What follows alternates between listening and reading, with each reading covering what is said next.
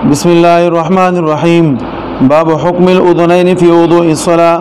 وبه قال حدثنا فهد قال حدثنا أبو كريب محمد بن العلاء قال حدثنا عبدة بن سليمان عبيد الله الخولاني عن عبد الله بن عباس رضي الله تعالى عنهما قال دخل علي بن أبي طالب رضي الله تعالى عنه وقد أراك الماء فدعا بإناء فيهما فقال يا ابن عباس ألا أتوضأ لك كما رأيت رسول الله صلى الله عليه وسلم فقال يا ابن عباس ألا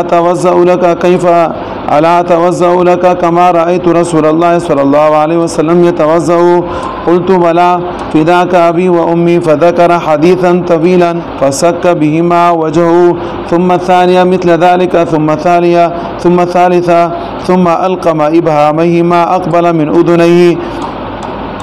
یہ دیکھیں حضرت عبداللہ ابن عباس رضی اللہ تعالیٰ عنہ سے روایت ہے ثم القم ابہامہما اقبل من اذنیہ ثم اخذ کفا من ماء بیدہ الیمنى فصب على ناصیتہ ثم ارسلها تستن على وجهه ثم غسل يده اليمنى الى المرفق ثلاثا واليسرى مثل ذلك ثم مسح رأسه وظهور اذنیہ. حضرت عبداللہ ابن عباس رضی اللہ تعالی عنہما نے عمل کے ساتھ یہ بتا دیا کہ نبی اکرم صلی اللہ علیہ وسلم نے اس طریقے سے کانوں کا مسح فرمایا. القم ابہامئی کو نبی علیہ السلام نے کان کے اندر ڈال دیا. ما اقبل من اذنیہ کہ جو کانوں کا ظاہری حصہ تھا. ثم اخذ کفا من ماء بیدہ الیمنى پھر اس کے بعد نبی علیہ السلام نے دائیں ہتھیلی سے تھوڑا سا پانی لیا. فصب علی ناصیتہ اپنی پیشانی کے اوپر ڈال دیا. ثم غسل یدہ الیمنى الی المرفق ثلاثا پھر اس کے بعد نبی علیہ السلام نے دائیں ہاتھ کو کونیوں سمیت 2 یا 3 مرتبہ والیسری اور بائیں ہاتھ کو مثل ذلك اسی طرح. ثم مسح رأسہ وظہور اذنیہ پھر اس کے بعد نبی علیہ السلام نے سر کا مسح فرمایا اور پھر مسح کرنے کے ساتھ کانوں کے پش کو بھی مسح کیا. کانوں کا جو پش تھا اس کا بھی مسح فرمایا. یہاں 2 مذاہب ہیں بنیادی طور پر. ایک حسن ابن صالح اور عامر شعبی کا ہے اور دوسرا مذہب ائمہ اربعہ کا ہے. عامر شعبی اور حسن ابن صالح یہ حضرات فرماتے ہیں کہ کان کے 2 طرف ہیں. ایک تو کان کا ظاہری حصہ ہے اور ایک کان کا باطنی یعنی پچھلا والا حصہ ہے. کہ جو پچھلا والا حصہ ہے تو ظاہر ہے اس کا تعلق اس کے ساتھ ہے سر کے ساتھ. تو جب سر کا مسح کریں گے تو یہ پچھلے والے حصے کا ساتھ میں مسح کریں گے. اور جب چہرے کو دھوئیں گے تو چہرے کے ساتھ جو لگا ہوا ظاہری حصہ ہے یہ والا اب یہ چہرے کے ساتھ دھوئیں گے. تو کان ایک اور اس کے اندر حکم 2 ہے. چہرے کے دھونے کے ساتھ اس کو دھوئیں گے, سر کے مسح کرنے کے ساتھ اس کا مسح کریں گے. یہ کس کا مذہب ہے؟ عامر شعبی اور حسن ابن صالح کا. یہ حضرات فرماتے ہیں کہ ہمارے پاس دلیل حضرت عبداللہ ابن عباس رضی اللہ تعالی عنہ کی یہ روایت ہے ثم القم ابہامئی.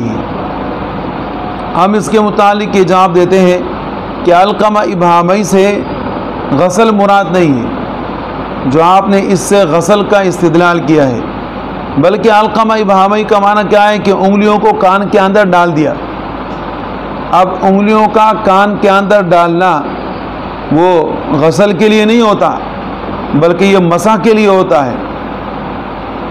اور پھر اس کے اوپر ایک دوسری بات کہ روایت منقول ہے حضرت عبداللہ ابن عباس رضی اللہ تعالیٰ عنہما سے. حضرت عبداللہ ابن عباس رضی اللہ تعالیٰ عنہما کا اپنا عمل اس فرمان کے خلاف ہے, اور جب بھی کسی راوی کا اپنا عمل اپنے بیان کردہ بات کے خلاف ہو اس سے استدلال نہیں کیا جاتا. تو اسی حضرت عبداللہ ابن عباس رضی اللہ تعالیٰ عنہ کے اس روایت سے استدلال کرنا صحیح نہیں ہے.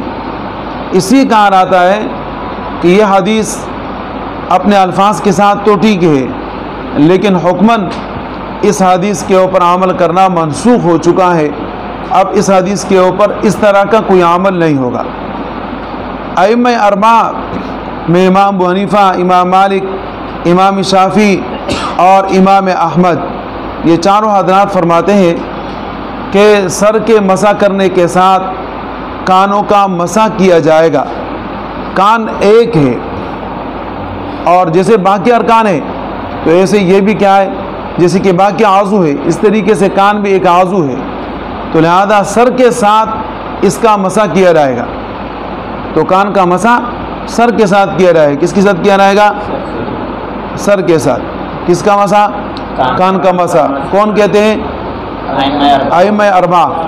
اور ائمہ اربعہ کے پاس جو دلیل ہے وہ بھی حضرت عبداللہ ابن عباس رضی اللہ تعالیٰ عنہ کی روایت ہے، توضأ فمسح برأسہ وأذنیہ، کہ نبی علیہ الصلوۃ والسلام نے وضو فرمایا اور نبی علیہ الصلوۃ والسلام نے سر کا مسح بھی فرمایا اور کان کا مسح بھی فرمایا۔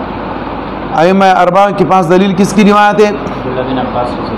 ائمہ اربعہ کے پاس دلیل حضرت عبداللہ ابن عباس رضی اللہ تعالیٰ عنہ کی روایت ہے کہ نبی علیہ الصلوۃ والسلام نے توضأ فمسح برأسہ وأذنیہ، سر کا مسح فرمایا اور کانوں کا مسح بھی فرمایا۔ تو آپ دیکھیں صاف الفاظ میں نبی علیہ الصلوۃ والسلام سے منقول یہ ہے کہ سر کے ساتھ کانوں کا مسح کیا جائے گا۔ البتہ ائمہ اربعہ میں امام مالک، امام شافعی اس بات کی طرف گئے ہیں کہ کان کے مسح کرنے کے لیے ماء جدید کی ضرورت پڑے گی، نیا پانی لے کے اس سے مسح کرے۔ اور امام ابو حنیفہ رحمہ اللہ اور ساتھ میں امام احمد رحمہ اللہ یہ حضرات فرماتے ہیں کہ کان کے مسح کرنے کے لیے ماء جدید کی ضرورت نہیں پڑے گی، کہ جس پانی سے آپ نے سر کا مسح کیا ہے اسی سے آپ اپنے کانوں کا مسح بھی کریں۔ امام طحاوی رحمہ اللہ نے اس کے اوپر نظر قائم کیا ہے۔ ایک نظر تو یہ قائم کیا ہے کہ دیکھیں کان کے حکم کو جاننے کے لیے آپ اس عورت کو دیکھیں کہ کوئی عورت حج یا عمرے کے لیے بیت اللہ شریف جاتی ہے احرام پہن کے۔ اب جب کوئی عورت احرام پہنتی ہے تو اس کے لیے حکم یہ ہے کہ اپنے چہرے کو نہ ڈھانپے، اپنے چہرے کو نہ چھپائے، ظاہر رکھے، اور ظاہر ہے کہ وہ عورت سر کے اوپر دوپٹہ باندھتی ہے۔ تو اگر کوئی عورت ایسی ہے کہ اس نے اپنا چہرہ ڈھانپا احرام کے اندر، تو احرام کے اندر اس عورت کا چہرہ ڈھانپنا منع ہے، لیکن سر کے اوپر جو دوپٹہ ڈالتی ہے تو سر کے دوپٹے کے ساتھ ساتھ وہ اپنے کانوں کو بھی اس کے ساتھ چھپاتی ہے۔ چہرے کا چھپانا اگر اس عورت کے لیے منع ہے تو پھر تو اگر کانوں کے اگلے حصے کا تعلق چہرے کے ساتھ شمار کیا جائے تو اس کا چھپانا بھی اس کے لیے کیا ہوگا؟ منع ہوگا۔ لیکن اس عورت کے لیے کانوں کا ظاہر کرنا منع ہے۔ تو معلوم یہ ہوا کہ کانوں کا تعلق سر کے ساتھ ہے، چہرے کے ساتھ نہیں ہے۔ اور ویسے تخلیقاً بھی اگر آپ دیکھیں تو انسان اندازہ لگا سکتا ہے کہ اللہ رب العزت نے کانوں کو سر کے ساتھ پیدا فرمایا ہے، جوڑ کے رکھا ہے۔ اور اگر سارے کنیکشن کو آپ دیکھیں تو تقریباً کانوں کا کنیکشن سارا کا سارا جاتا ہے سر کی طرف، تو لہذا یہ سر کے تابع ہے۔ کس کے تابع ہے؟ سر کے تابع ہے۔ دوسرا نظیر امام طحاوی رحمہ اللہ نے یہ قائم فرمایا کہ دیکھیں ایک عضو ہے وہ کان، تمام کے تمام اعضائے مغسولہ اور ممسوحہ کو دیکھے تو اس میں ایک حکم چلتا ہے۔ اگر چہرے کا دھونا ہے تو اس کے لیے صرف دھونا ہے، اسی طریقے سے سر کا اگر مسح ہے تو اس میں صرف سر کا مسح ہے۔ یہ نہیں ہے کہ جناب کبھی آپ اس کو دھوئے کبھی آپ اس کو مسح کریں، یا مسح اور غسل دونوں کو ایک ساتھ کریں، اس کی ممانعت ہے۔ تو جیسے باقی اعضائے مغسولہ اور ممسوحہ ہے، اسی طریقے سے یہ کان بھی ممسوحہ ہے اور سر کا مسح بھی مسح ہے۔ تو لہذا جیسے سر کا مسح ہوتا ہے پورے کان کا مسح ہوگا۔ اب جب آپ نے کان کے پچھلے حصے کا مسح کر لیا تو ظاہری حصے کا بھی کیا کر لیں؟ آپ مسح کر لیں۔